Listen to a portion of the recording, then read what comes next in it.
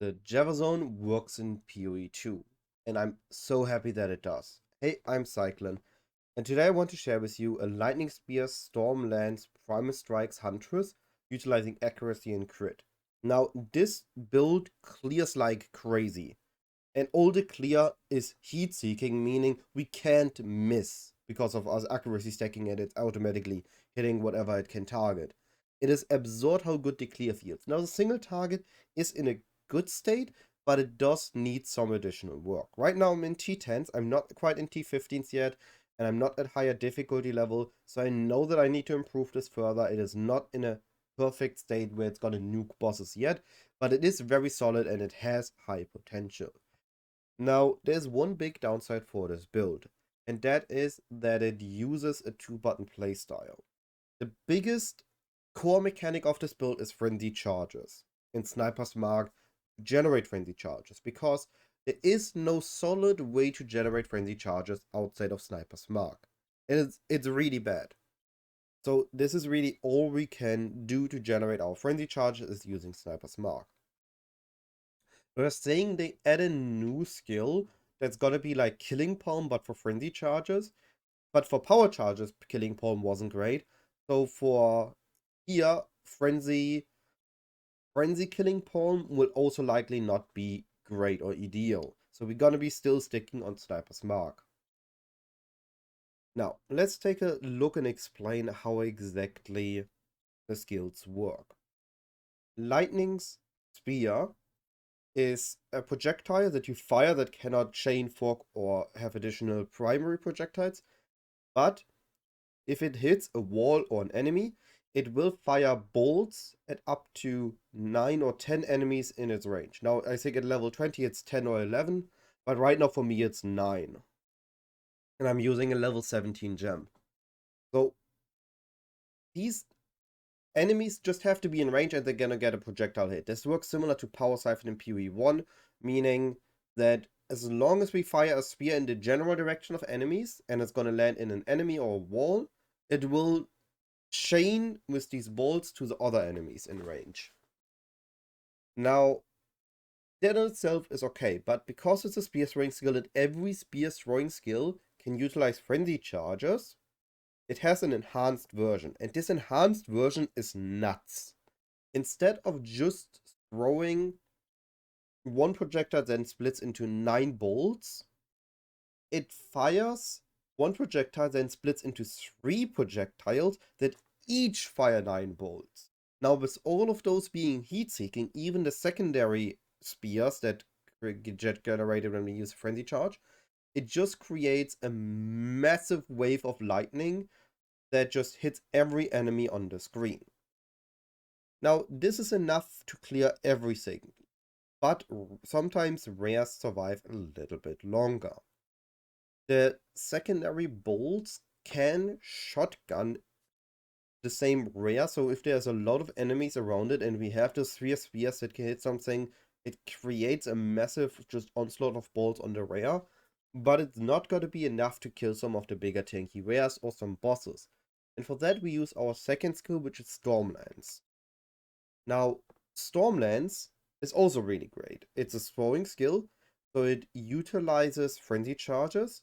In and of itself, you lodge a spear in the ground, and it's gonna take a little time, it's gonna proc, it deals a little bit of damage, but when you consume as a frenzy, as you were just able to see here, let me replay this moment.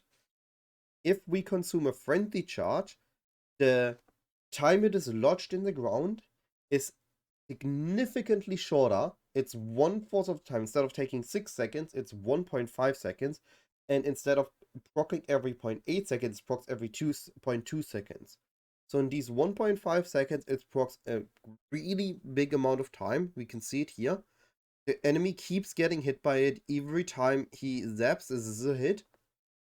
Now he's also electrocuted, which is a great defensive player, but we get to that later. This just causes the enemy to take a big amount of damage very quickly. And at the end of this 0.5 seconds is one final burst of damage, which also has enhanced damage. So it's just a greater damage effectiveness. So it's really great to kill rares or weaker uniques, such as some rogue exiles or bosses when you are already on a very powerful state. However, we do have the issue that we have the benefit of we have another skill that deals even more damage, but it needs a little bit of setup. Let me introduce you to Primal Strikes. Once we have used the Stormlands and it detonated, it places a shocking ground, and we can see here the shocking ground scales with our damage with our shock magnitude. So now we have shocked this enemy because he's standing on our shocking ground. Now that it's shocked, we can do something amazing. We can use Primal Strikes. Primal Strikes, when hitting a shocked enemy, will cause a spirit to charge. The spirit has an absorb damage effectiveness. And on the third hit, we will consume the shock and apply a lightning exposure, which is minus 20 lightning res. And then we have a stampede of these spirits. Now, if the enemy's on shocked ground, the shock will just reapply itself, and we are good to go. We can show this on the big boss on this map. Let me skip ahead a bit. Here we go. If the setup works correctly, the only issue is being a high mana consumption. We apply the shocked ground, and then we apply Primal Strike. So we have it here. I have the shocked ground, waiting for the attack to phase, and then my mana is an issue, but once we have him, we just do these charges and they chunk away at the boss health. And because of the shocked ground, we can just keep doing it again and again until the boss is dead. Now, as you've seen, this isn't gonna be a millions of damage yet. I still need to further enhance this, so this isn't gonna be the end state of this build, but it is in a very solid state already. But regardless, let me take a look at some of the other neat things that we have, because we have two very powerful quality of life uniques on our gear. One unique that is new in this league, and I have not seen a lot of people been using it. I know Aeroplane is using it because I mentioned it to him, and I think I saw Aero using it. This unique just gives you Tailwind. We are a crit build, so we gain Tailwind on critical hit no more than once per second. Now we are not hitting 10 times a second, so that once per second is whatever for us. During a map we can build up Tailwind. Tailwind gives us movement speed, it gives us skill speed, and it gives us evasion rating, so survivability. It's just great. And lose Tailwind when hit is a downside that normal Tailwind has nowadays too, so this is whatever. On top of that, we gain a little bit of lightning res, and we gain free rarity. And it's not even that bad of a base. 360 evasion rating is not nothing. Another really great unique we can use is Kitoko's Current. Now we reduce our attack and card speed, but that is a diminishing downside, or really trivial downside, because we gain Electrocute. So we don't need to use Electrocute support on Stormlands. We instead can use a damaging support. And now we have Electrocute build-up. So on clear we Electrocute, on single target we Electrocute. An electrocuted enemy might as well be similar to Frozen. It just can't attack us, meaning we have more time to do our damage. And that is just really great to have. And those two uniques are by no means mandatory for the build, but they're really great. Now a few other good items is, for example, accuracy on a spear. Now if you have your third lap, you can get Penetrate, which gives you attack physical damage equal to accuracy on the weapon, which, because it is added and is not gained as extra, we gain this apparently, or at least based on far of my testing, before we gain damage conversion. So this added physical damage is converted with our Lightning Lance or Storm Lance to lightning damage, and we have a big benefit from it. Also, really good stat on your weapon is critical damage bonus. Now, if I should have some random spear lying around. Yeah, this is a spear without crit damage. So, if we have a spear here without crit damage bonus, and we are looking at the crit damage bonus of our skills, 340. Now, this one has 16. But because crit damage bonus on weapons is kind of a base bonus, we don't gain 14. We don't gain the 16 crit damage bonus, we gain more. So we go from 340 to 394, which is 54 crit damage bonus. So having crit damage on your weapon is actually a huge gain. It just enables a lot more damage. Just wanted to say that because it's a really neat thing to have. So we just have a very powerful weapon with accuracy if we have penetrate, because the accuracy is also helping us with our critting because of critical strikes note before it. Having additional overcapping our accuracy rating on a hit gives us that crit. Now, admittedly, it doesn't feel as it working as intended. It feels like it's bugged a bit, because based on this, I should almost always be critting with my skills. And it doesn't feel that way. It doesn't feel like I'm always critting with my skills, because I'm not always consuming the sniper's mark on my hits.